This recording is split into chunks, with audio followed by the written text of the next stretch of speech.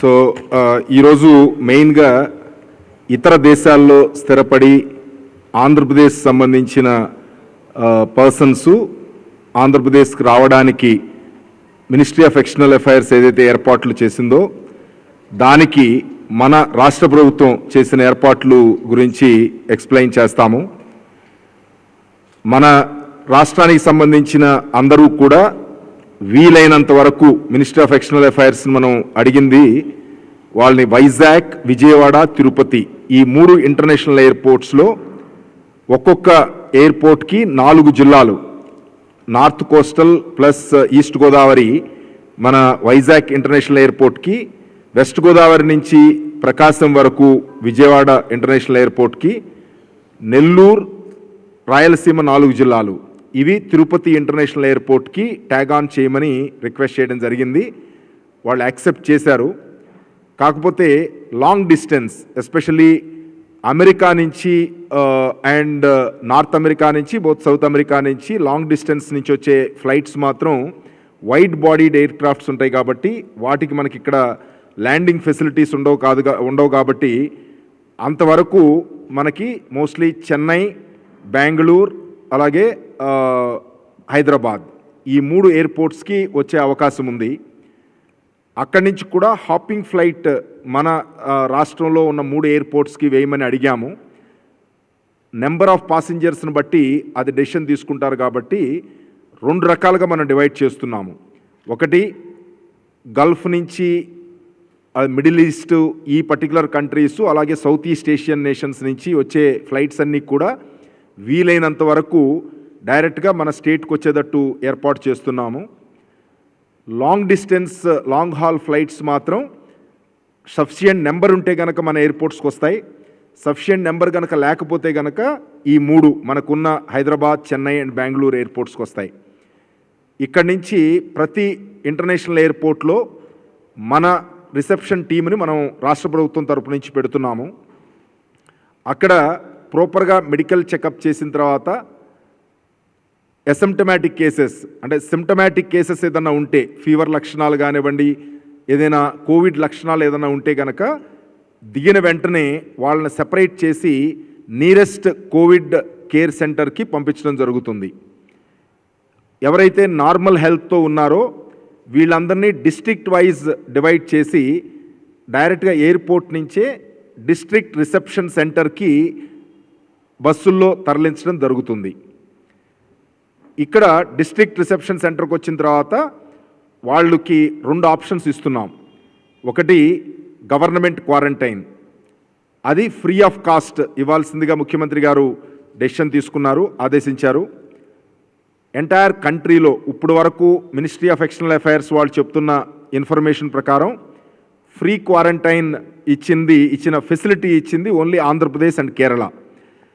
మిగతా అన్ని స్టేట్స్ పక్కన ఉన్న మన రాష్ట్రాలన్నీ కూడా పెయిడ్ క్వారంటైన్ మాత్రమే అలౌ చేస్తున్నాయి, బట్ డిఫరెంట్ కేటగిరీస్ ఆఫ్ హోటల్స్లో. బట్ మన ముఖ్యమంత్రి గారు మన జిల్లాలో మన రాష్ట్రంలో సుమారు 30,000 మంది రిజిస్ట్రేషన్ చేసుకున్నారు అదర్ కంట్రీస్ నుంచి రావడానికి. ఇందులో కొంతమంది డ్రాప్ అవడానికి ఛాన్స్ ఉంది, ఎందుకంటే ఇది పెయిడ్ సర్వీస్ కాబట్టి, అంటే ఇన్ ద సెన్స్ వాళ్ళు టికెట్లు కొనుక్కుని రావాలి కాబట్టి కొంతమంది డ్రాప్ అయ్యే అవకాశం ఉంది. వాళ్ళ మినిస్ట్రీ ఆఫ్ ఎక్స్టర్నల్ అఫైర్స్ వాళ్ళు చెప్తున్న దాని ప్రకారం 15,000 నుంచి 20,000 వరకు మన రాష్ట్రానికి సంబంధించిన వాళ్ళు వస్తారని ఎస్టిమేషన్ ఉంది. ఇందులో మోర్ దాన్ 65% గల్ఫ్ రిటర్నీస్ ఉంటారు.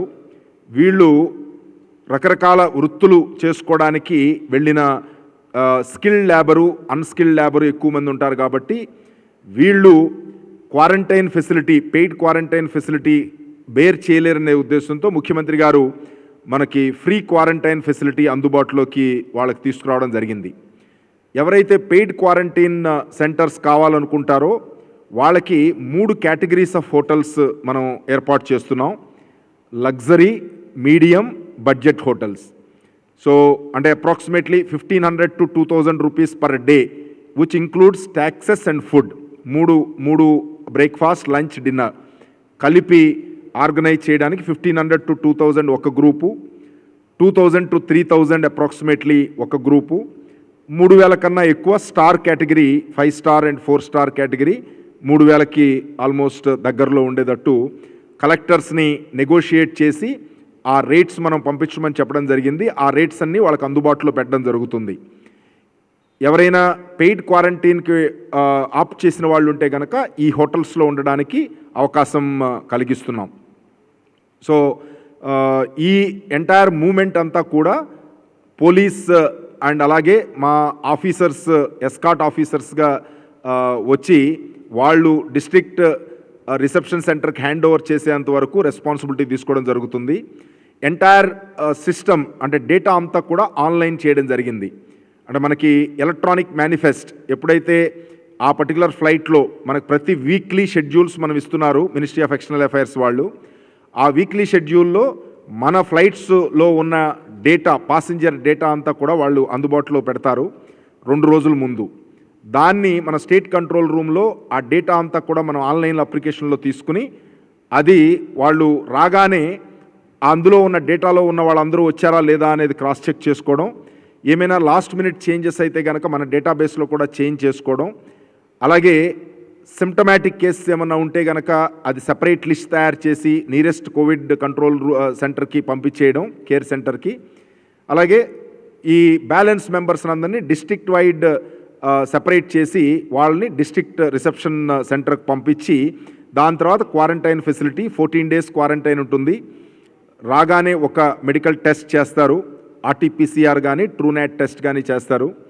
అక్కడ ఏమన్నా పాజిటివ్ వస్తే కనుక ఇమీడియట్గా వాళ్ళని కోవిడ్ హాస్పిటల్కి షిఫ్ట్ చేయడం జరుగుతుంది. నెగిటివ్ ఉన్నవాళ్ళు అక్కడ కంటిన్యూ అవుతారు. 14 days తర్వాత మళ్ళీ ఇంకొకసారి సెకండ్ టైం టెస్ట్ చేస్తారు. 14 days తర్వాత కనుక నెగిటివ్ వస్తే కనుక వాళ్ళు డైరెక్ట్గా హోమ్ క్వారంటైన్ అనదర్ 14 days వాళ్ళకి స్టాంపింగ్ వేసి హోమ్ క్వారంటైన్కి పంపించడం జరుగుతుంది. సో ఈ మన ఎన్ఆర్టీ అసోసియేషన్ కూడా, ఏపీ ఎన్ఆర్టీ అసోసియేషన్ కూడా యాక్టివ్ ఇంట్రెస్ట్ తీసుకుని ఇన్వాల్వ్ అవుతోంది. సో ఏ రకమైన ఫెసిలిటేషన్ కావాలన్నా మన మినిస్ట్రీ ఆఫ్ ఎక్స్టర్నల్ అఫైర్స్ ఒక అడిషనల్ సెక్రటరీ హరీష్ కుమార్ గారు ఐఎఫ్ఎస్ ఆఫీసరు, ఆయన్ని మన రాష్ట్రానికి సంబంధించిన ఈ పర్టికులర్ ప్రాసెస్కి నోడల్ అధికారిగా ఢిల్లీలో ఎంఈఏలో నామినేట్ చేయడం జరిగింది. ఇక్కడ మన టీం ఇక్కడ ఏదైతే ఈ పర్సన్స్ సంబంధించి టీం ఉందో ఇందులో బాబురావు నాయుడు ఈ పర్టికులర్ ఎక్సర్సైజ్ ఈ బయట కంట్రీస్ నుంచి వచ్చే వాళ్ళని ఏర్పాటు చేయడంలో కోఆర్డినేట్ చేయడం జరుగుతుంది. అలాగే అందరు జిల్లా కలెక్టర్సు, ఎస్పీసు, కమిషనర్ ఆఫ్ పోలీస్ అందరు సపోర్ట్ తీసుకుని ఈ ఎంటైర్ ప్రాసెస్ చాలా స్మూత్గా కంప్లీట్ చేయడానికి ఏర్పాటు చేస్తున్నాం. సుమారు ఎంఈఏ ఎక్స్పెక్టేషన్ చేసినట్టు 15,000 నుంచి 20,000 మధ్యలో వీళ్ళు వచ్చే అవకాశం ఉంది కాబట్టి అన్ని రకాల ఏర్పాట్లు చేస్తున్నాం. ఫస్ట్ ఫ్లైట్ మనకి 11వ తారీఖున వస్తోంది. ఇది అమెరికా నుంచి వస్తుంది, హైదరాబాద్ వస్తోంది. ఇందులో ఉన్న పాసింజర్స్ని డైరెక్ట్గా మనం విజయవాడ తీసుకొచ్చి విజయవాడలో క్వారంటైన్ చేయడం జరుగుతుంది. అంటే అన్లెస్ అందులో ఒక పర్టికులర్ డిస్ట్రిక్ట్ కనుక ఎక్కువ మంది ఉంటే కనుక ఆ డిస్ట్రిక్ట్ డైరెక్ట్ పంపిస్తాము. ఆ డిస్ట్రిక్ట్ వైజ్ చాలా తక్కువ మంది ఉంటే కనుక ఒకే చోటకి పంపించడం జరుగుతుంది. అలాగే మేజర్ అట్లీస్ట్ 15 members కన్నా ఎక్కువ ఉంటేనే ఆ డైరెక్ట్ జిల్లాకు పంపిస్తాము. లేకపోతే కనుక 2-3 జిల్లాలకు కలిపి ఆ సెంట్రల్ డిస్ట్రిక్ట్లో క్వారంటైన్ చేయడం జరుగుతుంది.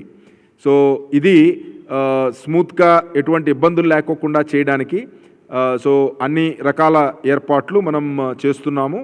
ఈ హోటల్స్ లిస్ట్ కూడా ఈరోజు మనం ఫైనలైజ్ చేస్తున్నాం. కొన్ని జిల్లాలు ఆల్రెడీ ఫైనలైజ్ చేసినాయి, అలాగే కొన్ని జిల్లాలు ఇంకా చేస్తున్నారు నెగోషియేషన్స్ చేసి. వీలైనంత తక్కువ రేట్లో వాళ్ళని కూడా హోటల్స్ అసోసియేషన్ వాళ్ళని కూడా మనం రిక్వెస్ట్ చేయడం జరిగింది. ఓయో హోటల్స్ వాళ్ళ సపోర్ట్ కూడా తీసుకోవడం జరుగుతోంది. సో వీలైనంత తక్కువ ఖర్చుతో ఈ క్వారంటైన్ పీరియడ్ కంప్లీట్ చేసి వాళ్ళు వాళ్ళ రెస్పెక్టివ్ ప్లేసెస్కి వెళ్ళడానికి ఏర్పాటు చేయడం జరుగుతోంది. రెండో అంశం ఇంటర్ స్టేట్ ట్రాన్స్ఫర్సు. ఇప్పుడు యాజ్ ఆన్ టుడే మనకి ఆల్మోస్ట్ 11 ట్రైన్స్ మనం ఆల్రెడీ పంపించడం జరిగింది. మన రాష్ట్రం నుంచి ఇతర రాష్ట్రాలకి 11 ట్రైన్స్ మనం పంపించాము. ఈ ట్రైన్స్లో 11,860 మంది మైగ్రెంట్ లేబర్ని ప్రయారిటీ ఇస్తూ మనం ట్రైన్స్ మూవ్ చేస్తున్నాము. 11,860 మంది ఆల్రెడీ వెళ్ళారు. ఇక్కడికి మనకి 2 ట్రైన్లు మనకు వచ్చినాయి. థర్డ్ ట్రైన్ రేపు స్టార్ట్ అవుతోంది తమిళనాడు నుంచి. అలాగే మిగతా ట్రైన్స్ ఇప్పుడు మిగతా స్టేట్స్ తో మనం కోఆర్డినేట్ చేసి తెప్పించే ఏర్పాటు చేస్తున్నాం. అలాగే ఈ 11 వెళ్ళిన ట్రైన్స్తో పాటు ఒక 14 ట్రైన్స్కి ఆల్రెడీ మనం ప్లానింగ్ వాళ్ళకి ఇవ్వడం జరిగింది. ప్రతి స్టేట్ యొక్క కన్సెంట్ మనం తీసుకోవాలి. 2 స్టేట్స్ కన్సెంట్ ఉంటేనే చేయగలం కాబట్టి ఈ రకమైన ఏర్పాటు మనం చేస్తున్నాం. 14 ట్రైన్స్, ఆ 14 ట్రైన్స్లో మెయిన్గా 13 ట్రైన్స్ బయటికి వెళ్ళేది, అలాగే ఒకే ఒక ట్రైన్ మన తమిళనాడు నుంచి రేపు స్టార్ట్ అవుతోంది. ఇది 16,169 మందికి ఏర్పాటు చేయడం జరుగుతోంది. అంటే మన ఆంధ్రప్రదేశ్కి వచ్చే వాళ్ళు కూడా తక్కువ నెంబర్ గ్రూప్స్లో మనకి చెప్తున్నారు. సో వీలైనంత వరకు ఆ పర్టికులర్ స్టేట్లో ఉన్న వాళ్ళని క్లబ్ చేసి ట్రైన్స్ ఏర్పాటు చేయడానికి సంబంధిత రాష్ట్రాలతో మనం ఏర్పాటు చేస్తున్నాం. మన ట్రైన్స్ పర్మిషన్ ఇస్తోంది. కొన్ని రాష్ట్రాలు ఇస్తున్నప్పటికీ కూడా కొన్ని రాష్ట్రాలు ఇంకా పర్మిషన్స్ ఇవ్వట్లేదు. మెయిన్ రాజస్థాన్ ఇంతవరకు పర్మిషన్ ఏ ట్రైన్కి ఇవ్వలేదు. అలాగే వెస్ట్ బెంగాల్ మనకి ఇవ్వలేదు. తర్వాత జార్ఖండ్ ఆల్మోస్ట్ వీక్లీ బేసిస్ మీద ఒకే ట్రైన్కి పర్మిషన్ ఇస్తోంది. ఎందుకంటే వాళ్ళు ఓవరాల్గా 4 ట్రైన్స్ పర్ డే వాళ్ళు ఒక టార్గెట్గా పెట్టుకున్నారు. సో జార్ఖండ్ వాళ్ళు చాలా రాష్ట్రాల్లో ఉన్నారు కాబట్టి ఆ రాష్ట్రాలన్నిటికీ వాళ్ళు ఒక ప్లానింగ్ చేసుకుని మనకు ఆల్మోస్ట్ 4 to 7 days మధ్యలో ఒకే ఒక ట్రైన్కి పాసిబిలిటీ వస్తోంది. సో మనం ఆల్రెడీ ఒక ట్రైన్ పంపించాము. ఒక ట్రైన్ 12th మనకు డేట్ ఇచ్చారు. Third train almost maybe around 17th ఆ రేంజ్లో ఉండే అవకాశం ఉంది. సో ఇక్కడ ఎవరైతే కొంచెం ఆందోళనలో ఉన్నారో వాళ్ళందరికీ కూడా రిక్వెస్ట్ చేసేది, మీ రాష్ట్ర ప్రభుత్వాలకి ఆల్రెడీ మనం కన్సెంట్ కోసం ఎవరైతే వెళ్తా అన్నారో వాళ్ళందరి డీటెయిల్స్ పంపించడం జరిగింది. ఆ రాష్ట్రానికి సంబంధించిన కన్సెంట్ రాగానే అవి ఇచ్చే ఏర్పాటు చేయడం జరుగుతుంది. తర్వాత ఏ రాష్ట్రము కూడా చేయని విధంగా మన ముఖ్యమంత్రి గారు ఈ ఎంటైర్ మైగ్రెంట్ లేబర్ మన బయట రాష్ట్రాలకు వెళ్ళే వాళ్ళందరికీ కూడా 100% మన స్టేట్ గవర్నమెంట్ కార్స్తో పంపించడానికి ఏర్పాట్లు చేయడం జరిగింది.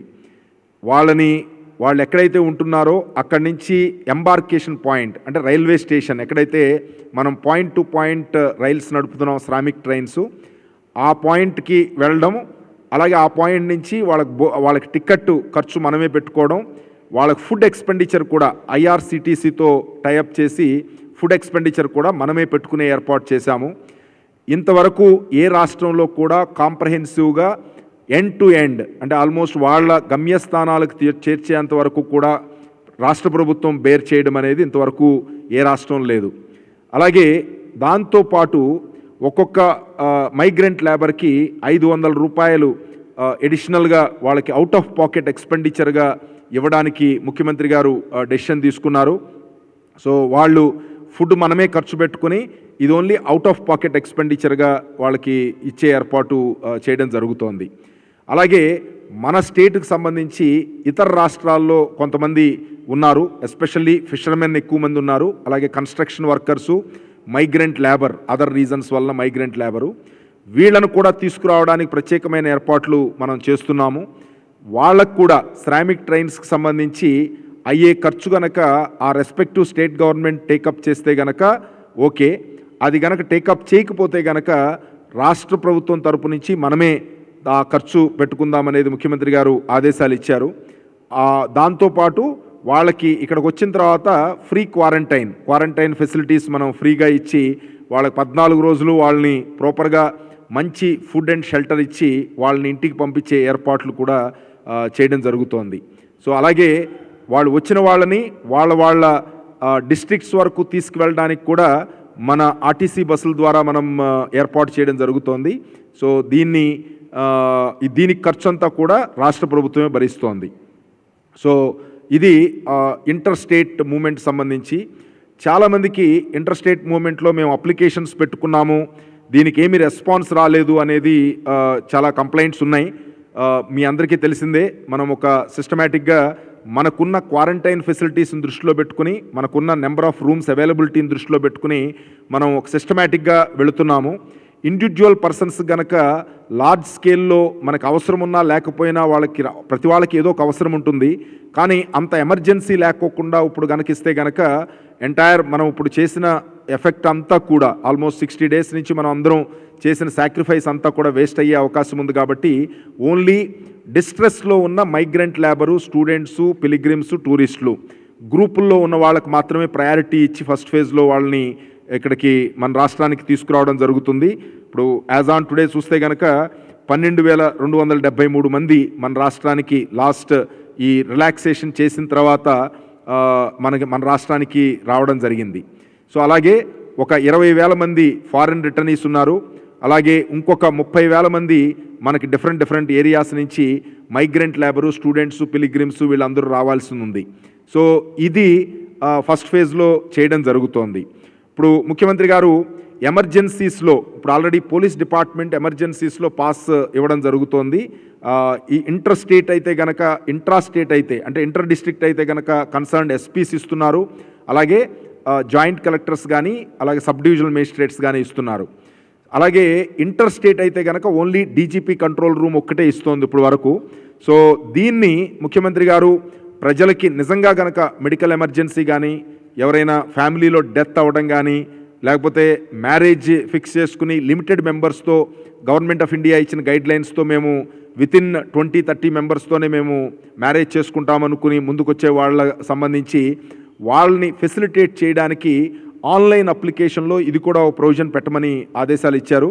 దాని ప్రకారం మనం spandana.gov.inలో ఎమర్జెన్సీ పాస్కి సెపరేట్ ప్రొవిజన్ మనం పెడుతున్నాము.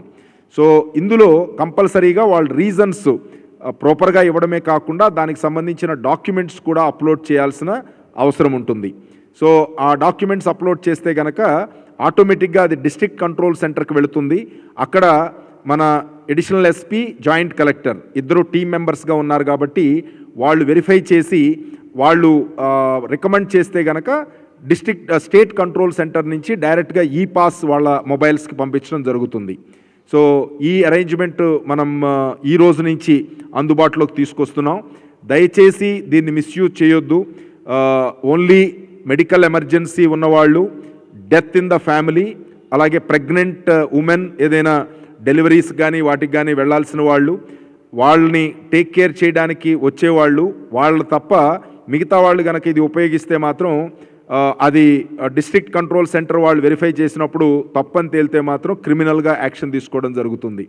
సో ఇది ముఖ్యమంత్రి గారు క్లియర్గా ప్రజల సౌకర్యార్థం కొంచెం ఈజీగా అందుబాటులో ఉండడానికి చేసిన ఏర్పాటుని గమనించవలసిందిగా కోరుతున్నాం. దీంతోపాటు మన రాష్ట్రంలో ఇతర జిల్లాల్లో ఉన్న లేబర్ అంటే బేసిక్గా మనకి ఒక్కొక్క జిల్లా నుంచి డిఫరెంట్ జిల్లాలకి వాళ్ళు వచ్చి పనుల కోసం, అగ్రికల్చరల్ పనుల కోసం వచ్చి మనం ఈ లాక్డౌన్లో ఉన్నవాళ్ళు ఉన్నారు. వాళ్ళకి మనకి MHA ఇచ్చిన గైడ్లైన్స్ని దృష్టిలో పెట్టుకుని వాళ్ళకి ముందే పర్మిషన్ ఇచ్చాం. 27వ తారీఖు నుంచి మనం పర్మిషన్ ఇచ్చాం. యాజ్ ఆన్ టుడే 80,669 మందిని మనం ఒక జిల్లా నుంచి ఇంకో జిల్లాకి తరలించడం జరిగింది. వీళ్ళందరినీ కూడా మనం ప్రభుత్వ ఖర్చుతోనే అంటే APSRTC బస్సులతో మనం వీళ్ళందరినీ తరలించడం జరిగింది. సో హయ్యెస్ట్ నెంబరు గుంటూరు నుంచి 42,135 మందిని మనం ఇతర జిల్లాలకి తరలించడం జరిగింది. అలాగే సెకండ్ హయ్యెస్ట్ చూస్తే కనుక కర్నూలు నుంచి 13,143 మందిని మనం తరలించాము. మిగతా జిల్లాల్లో 5,000, 7,000 అలా ఉన్నాయి. సో టోటల్గా 80,669 మందిని 2,748 బస్సులు ఉపయోగించి ట్రిప్స్ ఉపయోగించి వీళ్ళందరినీ కూడా వారి వారి గమ్యస్థానాలకి వారి నేటివ్ ప్లేసులకి పంపించడానికి ఏర్పాటు చేయడం జరిగింది. సో అలాగే మనకి రిలీఫ్ సెంటర్స్లో ఆల్మోస్ట్ 22,000 మంది మన గవర్నమెంట్ రిలీఫ్ సెంటర్స్ కానీ, తర్వాత ఈ NGO రిలీఫ్ సెంటర్స్ కానీ ఉన్నారు. వాళ్ళందరినీ కూడా ఒక టార్గెట్ పెట్టుకుని ఇంటర్ స్టేటు అలాగే ఇంట్రా స్టేటు, ఇంటర్ డిస్ట్రిక్ట్ అందరినీ కూడా చాలా వరకు తరలించాము. నెక్స్ట్ 3 డేస్లో 100% ఎవరూ కూడా రిలీఫ్ సెంటర్స్లో ఉండడానికి లేదు, వాళ్ళని వాళ్ళ స్వస్థలాలకి చేర్చమని ఆదేశాలు ఇవ్వడం జరిగింది. ఇదంతా కూడా గవర్నమెంట్ ఖర్చుతోనే చేయడం జరుగుతుంది. అలాగే ఇంటర్ స్టేట్ వెళ్ళవలసిన వాళ్ళు ఈ ట్రైన్లు ఏదైతే మనం మూవ్ చేస్తున్నామో ఆ ట్రైన్స్తో అటాచ్ చేసి వాళ్ళు ఎంత దూరంలో ఉన్నప్పటికీ కూడా మన ప్రభుత్వ ఖర్చుతోనే వాళ్ళని తీసుకొచ్చి ఆ పర్టికులర్ ట్రైన్లో వాళ్ళని బోర్డ్ చేయించి వాళ్ళని వాళ్ళ స్వరాష్ట్రాలకు పంపించడానికి ఏర్పాటు చేస్తున్నాం. సో ఇవన్నీ కూడా సిస్టమేటిక్గా ఒక ఆర్డర్లీగా మనం చేయడం జరుగుతోంది. బట్ చాలామంది అనుకునేది ఇంకా లిబరల్గా ఉండాలని. లిబరల్గా ఉండొచ్చు, బట్ మనకి ఉన్న సిచ్యువేషన్ బట్టి ఇప్పుడు ఆల్మోస్ట్ ఈ కర్వ్ ప్లాటూ పొజిషన్కి కొంచెం డౌన్వర్డ్ ట్రెండ్కి వచ్చే రేంజ్లో ఉన్నాము. ఈ టైంలో కొంత జాగ్రత్తగా మనం చేయగలిగితే బాగుంటుందని. అందుకని ఎవరైనా బయట స్టేట్ నుంచి కానీ కంట్రీ నుంచి కానీ వచ్చినప్పుడు 14 days క్వారంటైన్ అనేది కంపల్సరీ. సో ఎవరికైనా సరే, సో అది రెడీ అయిన వాళ్ళు మాత్రమే రావాలి. అలాగే మన రాష్ట్రం యొక్క పాస్ తీసుకోకుండా మన రాష్ట్రాన్ని లోపలికి రావడానికి దయచేసి ప్రయత్నం చేయొద్దు. ఇది మన రాష్ట్రం నుంచి ఈ పాస్ కనుక రాకపోతే కనుక వాళ్ళని ఇంటర్ స్టేట్ బోర్డర్ చెక్ పోస్ట్లో అలౌ చేయడం జరగదు. So 11 interstate border check పోస్ట్లో మనం ఈ బయట నుంచి వచ్చే వాళ్ళని, బయట రాష్ట్రాల నుంచి వచ్చే వాళ్ళని మనం రిసీవ్ చేసుకోవడానికి ఏర్పాట్లు చేశాం. ఈరోజే కోవిడ్ ఆర్డర్ 47, నిన్న 46 ఇచ్చాము. బయట కంట్రీస్ నుంచి వచ్చే వాళ్ళ గురించి వాళ్ళ మనం 47 ఆర్డరు ఇంటర్ స్టేట్ వాళ్ళకి ఇచ్చే డీటెయిల్డ్ SOP మనం ఇవ్వడం జరిగింది. కలెక్టర్స్ అందరూ కూడా respective collectors interstate border check పాయింట్లో సఫిషియంట్ అరేంజ్మెంట్ చేసి అక్కడ ప్రాపర్ ఎంట్రీ తీసుకుని అప్పటి నుంచి మనకి కన్సర్న్డ్ డిస్ట్రిక్ట్ రిసెప్షన్ సెంటర్స్కి, క్వారంటైన్ సెంటర్స్కి తరలించడానికి ఏర్పాటు చేయడం జరుగుతోంది. సో దయచేసి అందరూ కూడా అర్థం చేసుకుని రాష్ట్ర ప్రభుత్వంతో సహకరించవలసిందిగా కోరుతున్నాం.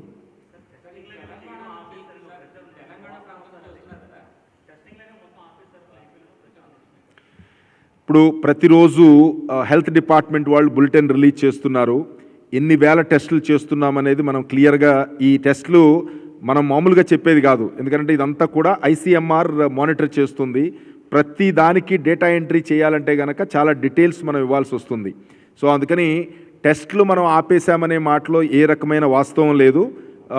మన హెల్త్ డిపార్ట్మెంట్ చాలా సిస్టమేటిక్గా టెస్టింగ్ ప్రోటోకాల్ని దృష్టిలో పెట్టుకుని, అంటే ఏ టైప్ ఆఫ్ పర్సన్స్కి మనం టెస్ట్ చేయాలని ఇప్పుడు ఇంకా ఉధృతంగా చేస్తాం. ఎందుకంటే ప్రతి ఒక్క వచ్చిన ఇంటర్ స్టేట్ కానివ్వండి, అలాగే బయట కంట్రీస్ నుంచి వచ్చిన వాళ్ళు కానివ్వండి, ప్రతి ఒక్కళ్ళని కూడా RT-PCR ఇండివిజువల్ కానీ సిమ్టమాటిక్ ఉంటే కనుక, అసిమ్టమాటిక్గా ఉంటే వాళ్ళకేమి లక్షణాలు ఏం లేకపోతే కనుక పూల్డ్ RT-PCR, అలాగే ట్రూనాట్ కానీ పూల్డ్ RT-PCR కానీ, అలాగే సిమ్టమ్స్ ఉన్న వాళ్ళకి మాత్రం కంపల్సరీగా ఇండివిజువల్ RT-PCR కండక్ట్ చేయడానికి డీటెయిల్డ్ SOP ఆల్రెడీ రిలీజ్ చేయడం జరిగింది.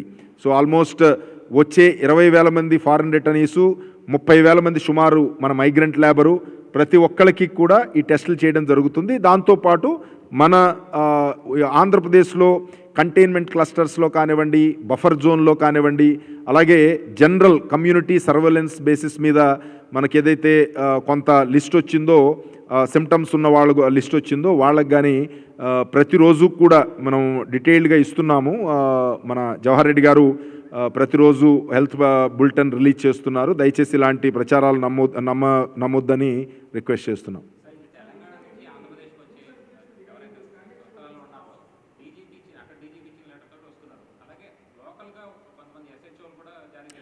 అందుకనే మనం క్లియర్గా చెప్తున్నాము, ఏ రాష్ట్రమైనా కానీ మన ఇన్కమింగ్ స్టేట్ పర్మిషన్ ఇవ్వాలి.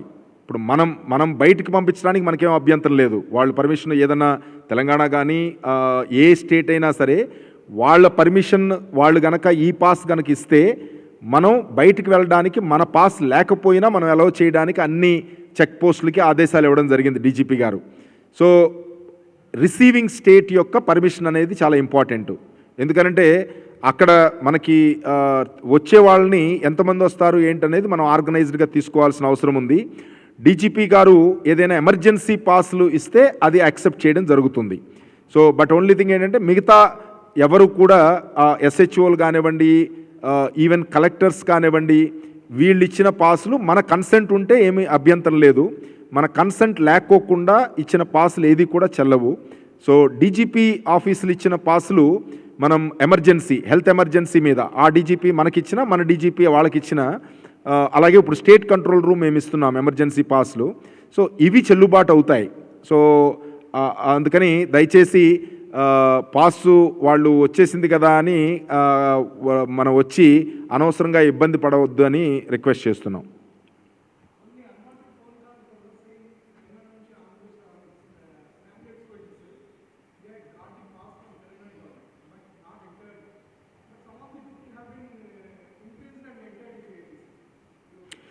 నో సి ఇష్యూ ఏంటంటే మనం బోర్డర్ చెక్ పోస్టులకి చాలా స్పష్టమైన ఆదేశాలు ఇవ్వడం జరిగింది. ఎమర్జెన్సీ మనం ఇచ్చిన పాసు, మనం ఏదైతే ప్రతి ఒక్కళ్ళు కూడా మనం ఇస్తున్న పాసు తీసుకుని రావాలి. ఎమర్జెన్సీ పాసెస్ ఇచ్చిన డీజీపీ కానివ్వండి, ఆ కన్సర్న్డ్ స్టేట్ సంబంధించిన స్టేట్ కంట్రోల్ రూమ్ కానివ్వండి, లిమిటెడ్గా ఎమర్జెన్సీ బేసిస్ మీద పాసులు ఇచ్చినవన్నీ కూడా మనం యాక్సెప్ట్ చేస్తాము.